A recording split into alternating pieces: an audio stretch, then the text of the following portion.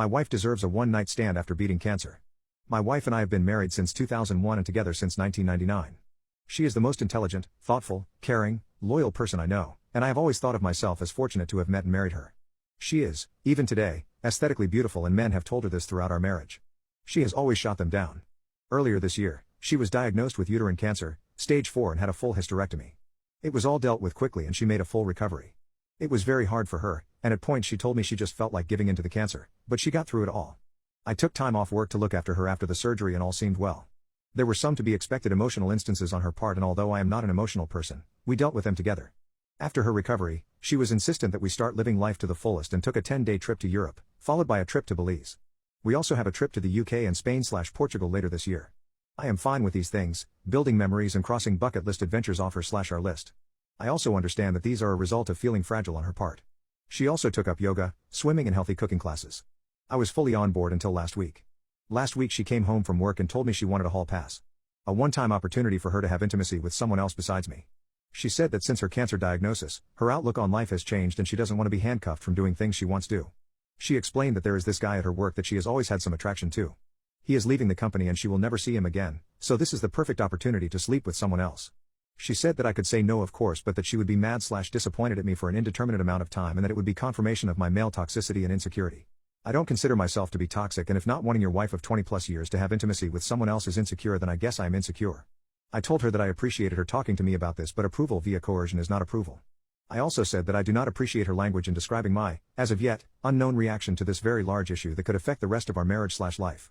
I got up in the morning, she basically said that she was sorry for putting such a large decision solely on my shoulders and that to help she was taking the decision away from me.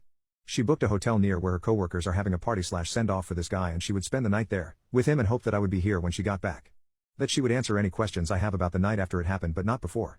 She will not tell me who he is or anything about him because she knows me too well and that I will dwell and obsess over him, and that would make it too real for me, which is pretty accurate. Her point of view is that the less I know the better, which contradicts the offer to tell me anything I want to know after it happened. I think she knows I won't want to know/ask anything, or she simply will not tell me. Part of me thinks, at least she has been honest with me and she has been through a lot since finding out she had cancer, so maybe I should just let it happen. I certainly have no concept of what she went through, so I cannot dismiss how this affected her mental state/outlook on life. Part of me wants to put my foot down and say this is not going to happen and deal with those consequences when they happen. Her best friend called me insensitive for even suggesting that I wouldn't let it happen, because I have no idea what she went through. I find it hard to believe that she is okay with the possibility of throwing away 20+ years of marriage over some guy that she has had no relationship with outside of work, and that I should just call her bluff. Maybe she thinks similarly, that I won't throw away the marriage because of one encounter. I just don't know what to do. I empathize with her, and then an instant later I am angry with her. Part of me wants to know who this guy is. What does he look like? What has he got that is so enthralling for her? Is he just a safe option? Is he married? Does his wife know? Would I be a callous a-hole for saying no? What can I do besides walking away? Go to the next part. Update: my wife deserves a one-night stand after beating cancer. It has been an exhausting couple of days. I was hoping that my opposition to her plans would give her pause, but unfortunately, that did not happen. I said I am a hard no, and I am not sure how I will feel about you, if you go ahead with it. I was met once again with this is for me, it will be one time, what can I say to help you deal with it, you'll get over it, we were meant to be regardless of the situation, remarks leading up to Saturday. She left Saturday, to meet her coworkers, but in reality she left to F the guy. I asked her to text me when she was leaving for the bar, and when she did I asked her if she was really going to go through with this. After her response, I am not answering any more questions tonight, I will see you tomorrow. I blocked my wife. Then I did something either stupid or brilliant. I went to the bar where the get-together was happening. Well, not the bar, but a transit bench across the street. I waited for a long time. It was running through my mind the leading up to this event, that I need to know who this guy was, maybe to compare myself against him. To see what he had that I do not. It was driving me crazy not knowing who he was and what was so special about him that she would ruin a marriage for. After what seemed like eternity, a woman that I recognized from my wife's office left the bar and got in a cab. Soon other people started filing out and a whole group came out and people were hugging a man and shaking his hand. I assumed that I had my guy. I didn't see my wife and had a brief thought that maybe she called it all off. I unblocked her and there were no messages. Everyone said their goodbyes and left. Dude was standing outside for a few minutes and then my wife came out. She looked around, took his hand and started walking away together. Of all the emotions I went through, shock, sadness, anger, it was disgust that really made the event for me. This guy was tall, fit, and had nice hair. I on the other hand was short, kinda of skinny fat, and I was bald. I followed them until they got to a hotel, and ultimately, I felt like a pervert for watching from a distance. I followed until they got to the hotel, and then turned around and went home. I woke up Sunday morning and put a lock on the master bedroom door. I moved her things to the spare room and left a note asking her to find other accommodations as quickly as possible. I visited another friend who is a lawyer and he gave me some sage advice and a couple of recommendations for divorce attorneys and made the introductions. My wife had been calling me numerous times since around 11 or so.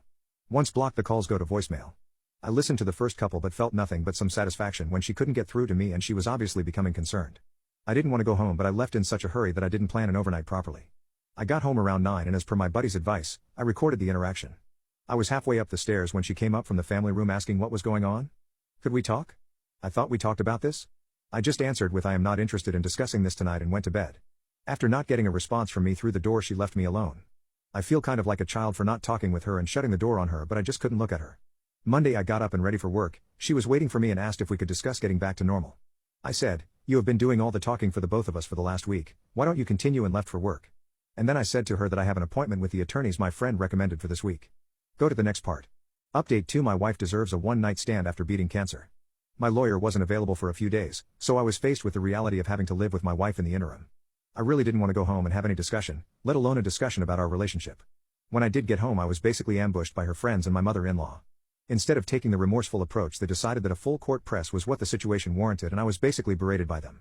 Her best friend was definitely the ringleader, but all of them decided to say such things as, "She's been through a lot, you don't know what she's been through, you have no idea what it is like to face something like this, this was a one-time thing, at least she told you she could have hidden it from you, she will never see the guy again," and my favorite, "You are an a-hole for what you have been putting her through these last couple of days." I listened with a dumb smirk on my face, and when there was a lull in their fury, I asked if they were all done now. Then I asked my wife if there was anyone in her circle of friends or anyone else that she forgot to tell about this. I quietly informed all of them that I was going to sit down with their husbands and tell them about how they verbally abusing me, shaming me and trying to coerce me into staying with a cheater. After I told them to leave, I said that I had no say in entire event and so they have no say in whether I stay or not. My wife sort of apologized. She said that she regretted the entire thing. I said there is a difference between regret and remorse. You regret what happened because of the cause and effect. You have regret because your life will never be the same, our relationship will never be the same because you were unconcerned about me and what I wanted.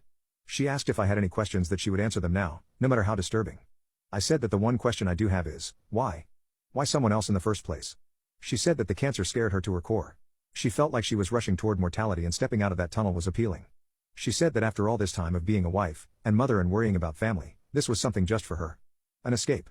The guy was just someone who was interested in her for a long time, she knew he wouldn't say no and was completely opposite to me. I told her that I saw you and him coming out of the bar that night. I watched you walk away from the bar hand in hand towards the hotel. I said that you looked too familiar with each other and asked if there was something going on before all this. She said no, but who knows if that is the truth or not. I said that after all our years together, your lack of respect for me was astonishing. I finished by saying that I would never be able to look at myself in the mirror again if I condoned that level of disrespect and stayed with you. I said I hope we can go our separate ways quietly and that I have an appointment with a lawyer later in the week. I again asked her to find some other accommodations and she simply said, "I am not going anywhere. We are not getting a divorce. I will give you all the time you need and do whatever you need to recover from this. We will get past this." She has asked me to go to marriage counseling, which I refused. Why would I go to counseling? I did nothing to warrant needing a therapist's advice. I had her served and gave her a notice to vacate. The house is my premarital asset. She has moved in with her mom, but I find her constantly coming by to see if I need anything or making suggestions like what if we had an open relationship only on your side or threesomes, which seems kind of desperate and pathetic. I had to constantly remind her and tell her she has to call to ask permission before coming by and finally seems to getting through to her that there will be no us going forward. She has said that she will drag the divorce out for as long as possible, so that she can have enough time to fix us. The worst part of all this is telling my daughter that we are getting a divorce and why, followed closely by her begging me to give her mom another chance. I am not sure I would have been afforded the same consideration if I was the one who was cheating.